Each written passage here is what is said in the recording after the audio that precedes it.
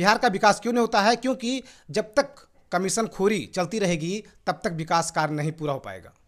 आपने अक्सर देखा होगा कि पंचायत में कई सारी योजना तो आ रही हैं, लेकिन योजनाओं का जो लाभ है वो लोग को नहीं मिल पा रहा है। वो इसलिए क्योंकि नीचे से लेकर ऊपर तक, यानी पंचायत के जो प्रतिनिधि हैं या जो प्रखंड के विकास पदाधिकारी हैं, एमओ साहब हैं, बीडीओ साहब हैं, डीडीसी हैं, सीओ साहब हैं, उनके चलते विकास कार्य जो है वो पूर्ण नहीं हो पाता है।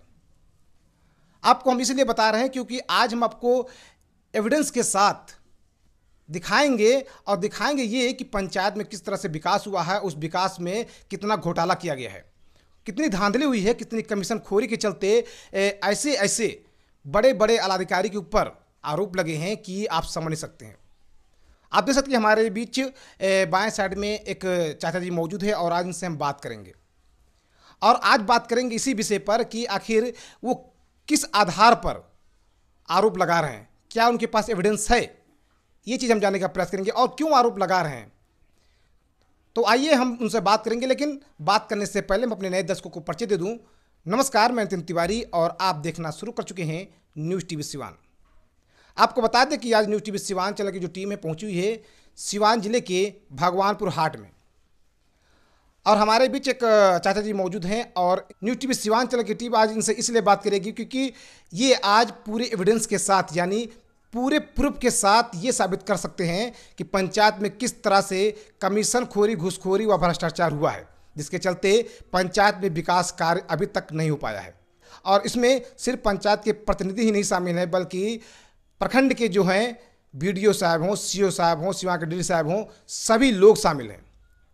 आज हम जहाँ बैठे हुए हैं बड़का गांव पंचायत है, और बड़का गांव पंचायत के एक नागरिक हैं, अंकल जी मौजूद हैं हमारे बीच, और आज पूरे एविडेंस के साथ ये प्रूफ करके दिखाएंगे किस तरह से पंचायत में कई सारी योजना आई, लेकिन उन योजना का लाभ लोगों को नहीं मिल पाया, और इसके पीछे किन किन लोगों का हाथ है वो आज आपको हम दिखाने वाले हैं, और अंकल जी खुद आज दिखाएंगे।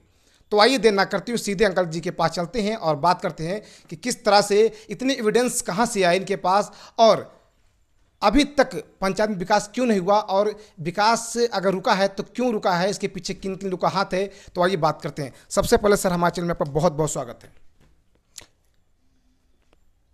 आपके चैनल को धन्यवाद, आपको धन्यवाद। मेरा नाम शशिभूषण सिंह, मैं पेशे से प्रोफेसर हूँ, मैं लोक महाविद्यालय में पढ़ाता हूँ। मैं पहले सिवान रहता था, विगत 4 साल से गांव में रह रहा हूँ। मेरे गांव में उस समय आश्चर्य हुआ जब बाढ़ आई थी। बाढ़ के समय में काफ़ी ग्रामीण मेरे पास आए। उन्होंने मुझसे कहा कि मुझे कम से कम रहने के लिए एक तिरपाल का व्यवस्था करा दीजिए। अच्छा। मैंने कहा कि आप लोग चले जाइए सत्येंद्र राम के यहाँ। मुझे जानकारी मिला है कि 100 तिरपाल ब्लॉक से सत्येंद्र राम मुखिया पति लाए हैं। ग्रामीण गए, उन्हें एक भी तिरपाल नहीं मिला। ग्रामीणों का दुख देखकर कुछ ग्रामीणों को मैं तिरपाल खरीद कर दिया।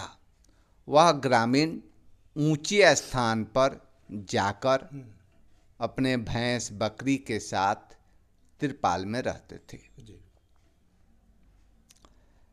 सबसे दुख का बात उस समय मालूम हुआ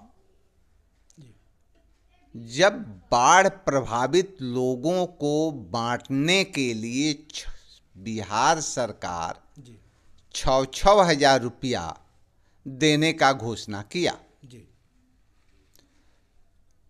काफी ग्रामीण थे जो बाढ़ से प्रभावित थे, लेकिन सत्येंद्र राम, विकास मित्र रिंकू कुमारी,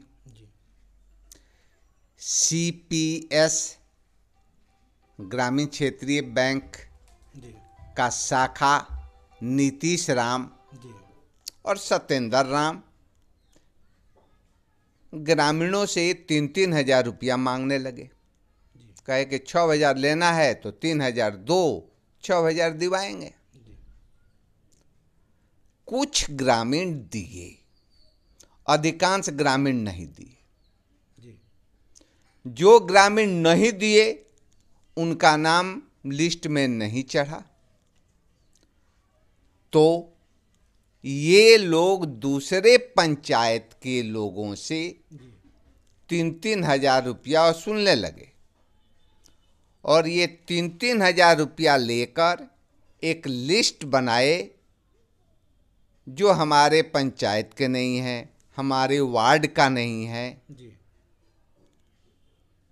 अंचलाधिकारी के सहयोग से ये रुपया अन्य पंचायत के लोगों को बांट दिया गया।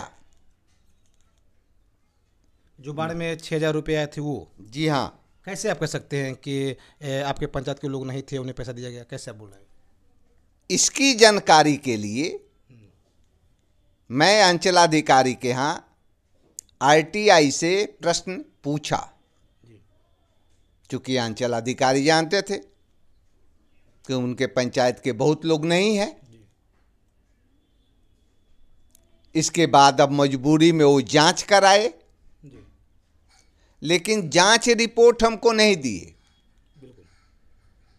हम 6 महीना तक दौड़ते रह गए, जांच रिपोर्ट नहीं दिए। तब हम एसडीओ के यहाँ कंप्लेन किए। फिर एसडीओ का जब आदेश हुआ तब हमको जांच रिपोर्ट मिला। जांच रिपोर्ट में कोई ऐसा वार्ड नहीं है जिस वार्ड में वैसे व्यक्ति हैं जो हमारे गांव के, हमारे वार्ड के नहीं हैं। कुछ वैसे व्यक्ति हैं जो मेरे गांव के हैं लेकिन मर गए हैं। बाढ़ के समय वो जिंदा ही नहीं थे, तो रुपया वो कैसे ले लिए?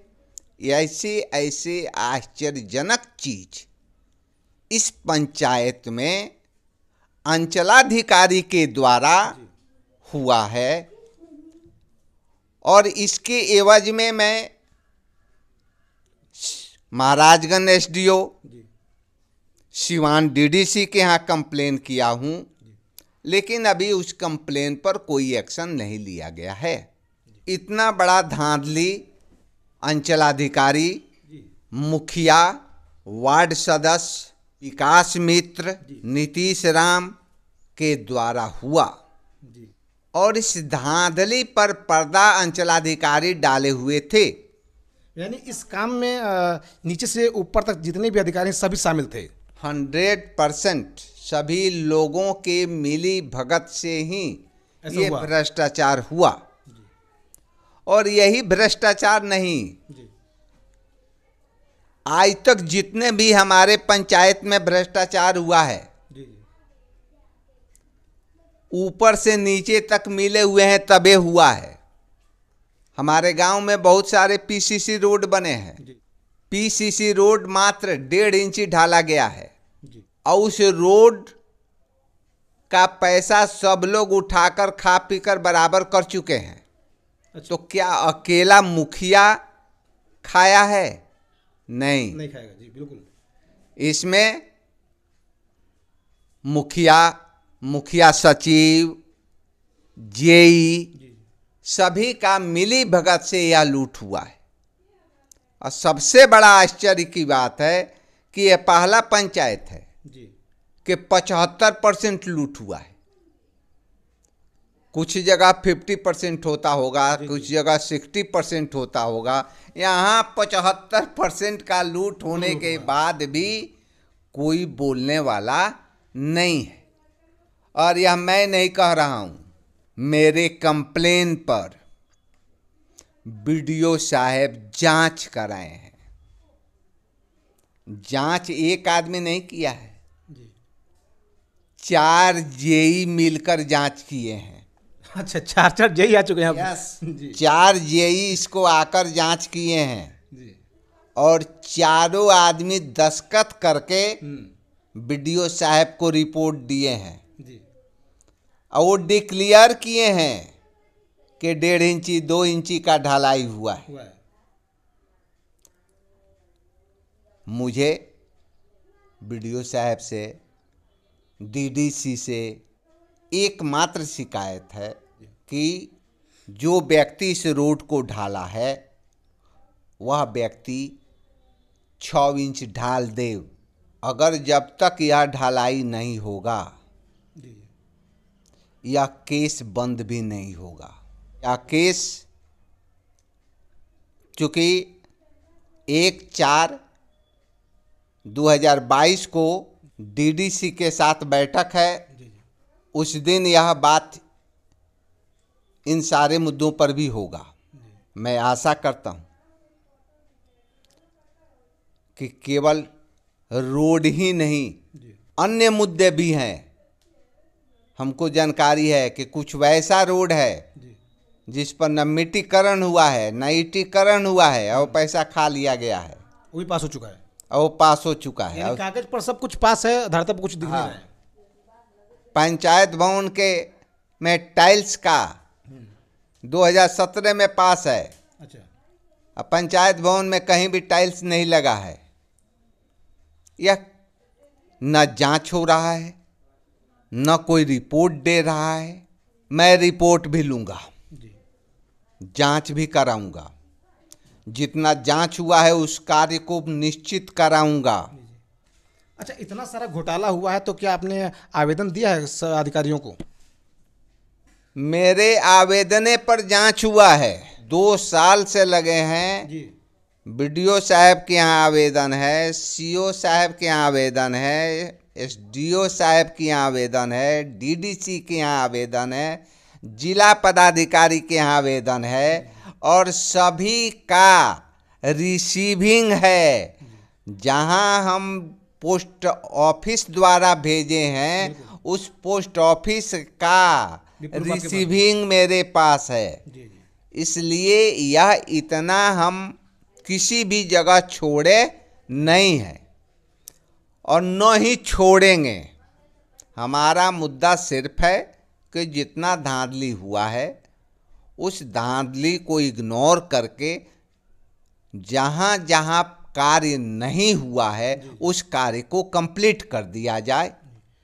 अच्छा, आप कह रहे हैं जिस तरह से कि 2 साल पहले का मैटर है और 2 साल पहले यानी रोड भी बनाई गई थी, तो पीसीसी जब हुई थी, जब उसमें गड़बड़ी आई थी तो उस समय आवाज़ कोई नहीं उठाता क्या? यह एक दुर्भाग्य है कि इस पंचायत का मुखिया सत्येंद्र राम है जी। जो जात के हरिजन हैं। जी। इस गांव के लोग जब भी जाते हैं उससे शिकायत करने जी। तो वह कह देते हैं कि ज़्यादा बोलोगे तो हरिजन एक्ट पर केस कर देंगे। चूँकि यह कार्य वह कर चुके हैं। जी। एक नोनिया थे बली महतो, जी। जी। सत्येंद्र राम के घर में राशन का दुकान है। जी। राशन मांगने गए तो उनके भाई लोग पीट दिए। पीटने के बाद वह घर पर आए। जी। कुछ नोनिया लोग पूछने गए तो उनसे भी बकझक हो गया। इसके बाद सत्येंद्र राम 14 आदमी पर हरिजन एक्ट का केस कर दिए और वह केस आज भी चल रहा है। जी। अब तो सारे ग्रामीण डर गए हैं कि हम उससे शिकायत करने जाएंगे तो वह वो केस कर देगा। वो केस कर देगा तो हरिजन एक्ट में जल्दी बेल भी नहीं होगा। जी। जी। जी। तो कोई डर के मारे उनके विरोध में बोलता नहीं है। यानी जो भी समस्या लेके जाता था उस पर हरिजन एक्ट लगा देते थे वो। Yes. ऐसा क्यों? हरिजन एक्ट ही उनके पास एक शक्ति था। जी। जी। जी। उससे लोग डर जाएंगे बिल्कुल। और उससे डर के मारे कोई नहीं बोलता है। अपना काम वह आराम से करते रहे, लूटते रहे, कोई उनका विरोध नहीं करने वाला था। आप देख सकते हैं कि हम अंकल जी से बात कर रहे हैं और इनका आरोप ये है कि इनके पंचायत में जब बाढ़ आई हुई थी उसमें बाढ़ में सरकार के द्वारा 6-6 हज़ार रुपये दिया जा रहा था और कई लोगों से 3,000 रुपये एडवांस मांगा जा रहा था कि आपका नाम जोड़ दिया जाएगा तभी आपके अकाउंट में 6,000 रुपये आएंगे और जो व्यक्ति रुपये नहीं दिए उनका नाम नहीं आया और आपको बता दें कि सबसे बड़ा गंभीर आरोप अंकल ये लगा रहे हैं कि कुछ हमारे पंचायत के लोग नहीं हैं, फिर भी उनका नाम इसमें दिया गया है। कुछ लोग की मौत हो चुकी है, उन्हें भी पैसा मुहैया करा दिया गया है, उन्हें पैसा उनके अकाउंट में आ चुका है। तो ऐसी बड़ी बड़ी धांधली हुई है, जिसकी हम तस्वीर आपको दिखा रहे हैं। आप हमारे स्क्रीन पर लाइव तस्वीर देख सकते हैं। जो एविडेंस आपको हम दिखा रहे हैं किस तरह से, इस एविडेंस में साफ साफ दिखाया गया है कि कई लोग की मौत हो चुकी है, फिर भी पैसा उठाया जा चुका है यहाँ से। और कई लोग तो पंचायत के हैं ही नहीं, उन्हें भी पैसा मिला हुआ है। ये न्यूज़ टीवी सिवान आपको फेक न्यूज़ नहीं दिखा रहा है, बल्कि पूरे एविडेंस के साथ दिखा रहा है। और अंकल से हमने बात किया तो पता ये चला कि 2 साल पहले यहाँ रोड बनाई गई थी, पीसीसी रोड पास हुआ था, और उस रोड को 6 इंची ढलाई करना था, लेकिन 1.5 इंची और 2.5 इंची ढलाई करके छोड़ दिया गया। जब इस पर भी इन्होंने शिकायत दर्ज कराई तो अभी तक इस पर कोई कार्रवाई नहीं की गई। यहाँ तक कि इन्होंने डीडीसी, सीओ साहब, बीडीओ साहब तक और जिला पदाधिकारी तक भी आवेदन दिए हैं, फिर भी कोई अभी तक यहाँ पर कार्रवाई नहीं की गई है। तो ये आपको बता दें कि यही अगर रहा तो पंचायत में कभी भी विकास नहीं हो पाएगा। सबसे बड़े खुलासा न्यूज़ टीवी सिवान चैनल की टीम कर रही है कि किस तरह से पंचायत में विकास कार्य नहीं हो पा रहा है। अगर विकास कार्य नहीं हो पा रहा है तो उसके पीछे किन किन लोगों का हाथ है, ये भी आज प्रूफ के साथ न्यूज़ टीवी सिवान चैनल की टीम आपको दिखा रही है।